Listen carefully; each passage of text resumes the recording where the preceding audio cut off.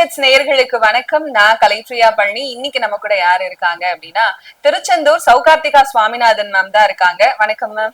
வணக்கம்மா, எப்படி இருக்கீங்க? நல்லா இருக்கேன் மேம். நீங்க எப்படி இருக்கீங்க? ரொம்ப நல்லா இருக்கேம்மா. சந்தோஷம் மேம். பங்குனி மாதத்துல பங்குனி உத்திரம் ரொம்ப ரொம்ப சிறப்பு. யார கேட்டாலும் இப்படி ஒரு நாளை வாழ்க்கையில ரொம்ப மிஸ் பண்ணிடாத, அப்புறம் வருத்தப்படுவீங்க அப்படின்னு சொல்லுவாங்க. முதல்ல ஏன் இது அவ்வளவு சிறப்பா இருக்கு மேம்?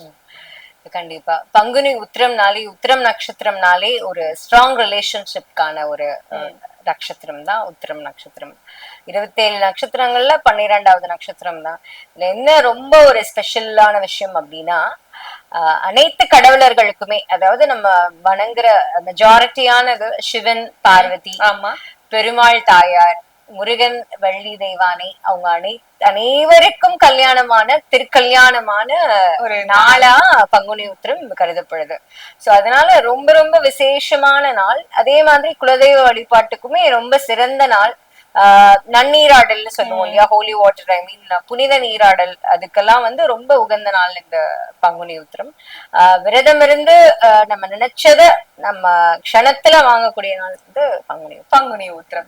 பங்குனி உத்திரம் ரொம்ப சிறப்பான நாள் ஏன் அப்படிங்கிறதுக்கான ஒரு விளக்கம் கொடுத்தீங்க. அதே போல பங்குனி உத்திரத்தன்னைக்கு முருகனை வழிபடும் போது வாழ்க்கையில பல மாற்றங்கள் நடக்கும்னு சொல்றாங்களே, அது உண்மையாம? கண்டிப்பா பல மிராக்கிள்ஸ் நடக்கும், அதிசயங்கள் நடக்கக்கூடிய நாள் தான் நம்ம சொல்ல முடியும்.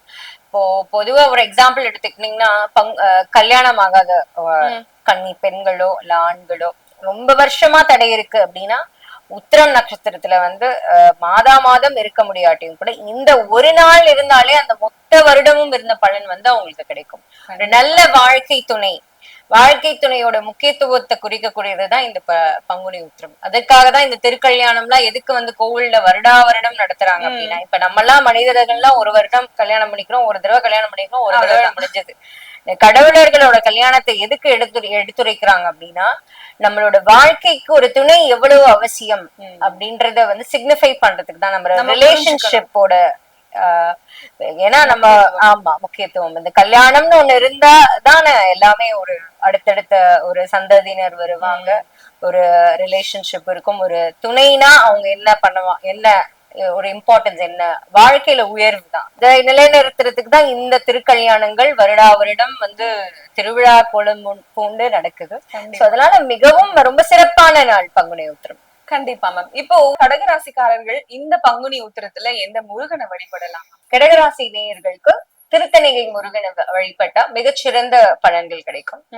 சோ சஷ்டி விரதம் இருக்கிறது ரொம்ப விசேஷமான பலன்கள் இருக்கும். மாதம் வளர்பிறை சஷ்டி, தேய்பிறை சஷ்டி விரதம் இருக்கிறது ரொம்ப விசேஷமான பலன்களை கொடுக்கும். பானகம் வந்து கோவில்ல போய் சஷ்டி விரதம் இருக்கிறப்போ போய் பானகம் கொடுக்கறது. சோ சட்டியில் இருந்தால் அகப்பையில் வரும், அதாவது நம்மளோட யூட்ரஸ் தான் அவங்க அப்படி சொல்லியிருக்காங்க. குழந்தை பாக்கியம் வேண்டி வருபவர்களுக்கு இந்த சஷ்டி விரதம் மிகப்பெரிய அருமருந்து.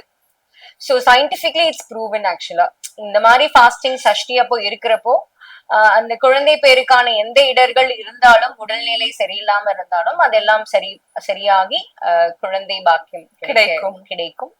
சோ அந்த நாள்ல வந்து நம்ம இந்த பானகம் வந்து 3 பொருள் தான், சுக்கு, வெல்லம், லெமன், தண்ணி, அவ்வளவுதான். அது நல்லா தாகமா இருக்கிறவங்களுக்கு அந்த வெயில் நேரத்துல நீங்க அவங்க தாகத்தை நீங்க தணிக்க அவங்க வாழ்க்கையில உள்ள எல்லா விஷயங்களுமே வந்து மாறிடும். நல்ல விதமாக நல்ல முன்னேற்றம் அடைகிற ஒரு காலகட்டமா தான் அந்த பங்குனி மாதம் இருக்கு.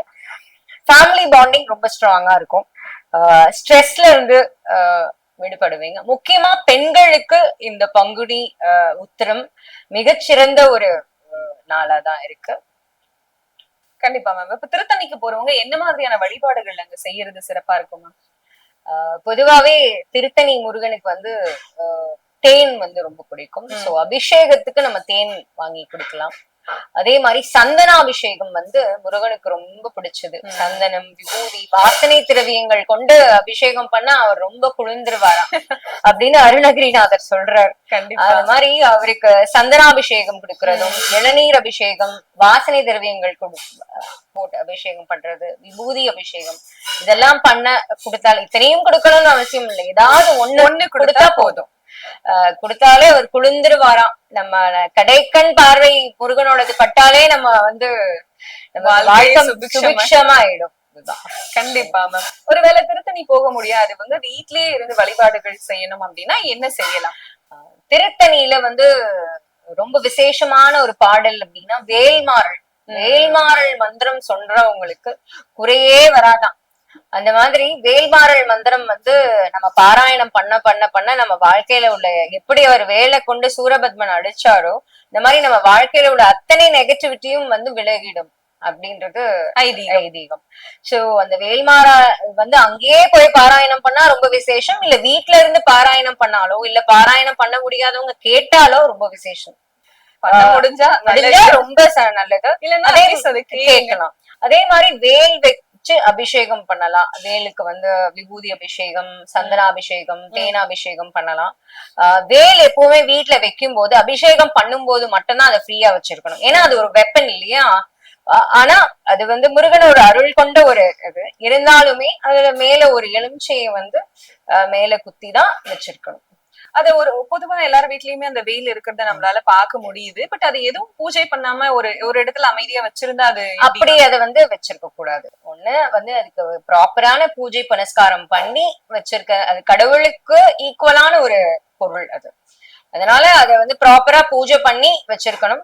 பூஜை பண்ணாத நேரத்துல ஒரு எலுமிச்சையை வந்து அது மேல வச்சுதான் வச்சிருக்கணும். இதை தாண்டி கடகராசிக்காரர்கள் வேற ஏதாவது பரிகாரங்கள் செய்யலாமா?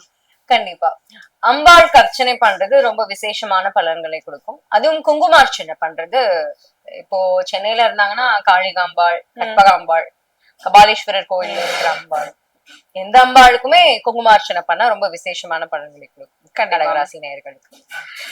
இந்த வருடம் முழுக்க சுபிக்ஷமா இருக்கும். இந்த முருகன் கோவில போய் நீங்க பாத்தீங்கன்னா ரொம்ப சிறப்பு.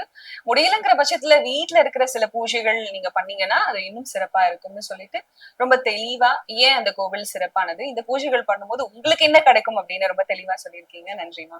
உகந்த முருகன் வழிபாடு, அப்புறம் என்ன பரிகாரம் பண்ணணும், என்ன நெய்வேத்தியம் பண்ணணும்ன்றத நான் சொல்லியிருக்கேன். அதை நீங்க ஃபாலோ பண்ணுங்க. கண்டிப்பா உங்களுக்கு ரொம்ப நற்பலன்கள் நல்லபடியா கிடைக்கும். ரொம்ப சுபிக்ஷமா இருக்கும். வெற்றிவேல் முருகனுக்கு அரோகரா. நன்றி, வணக்கம்.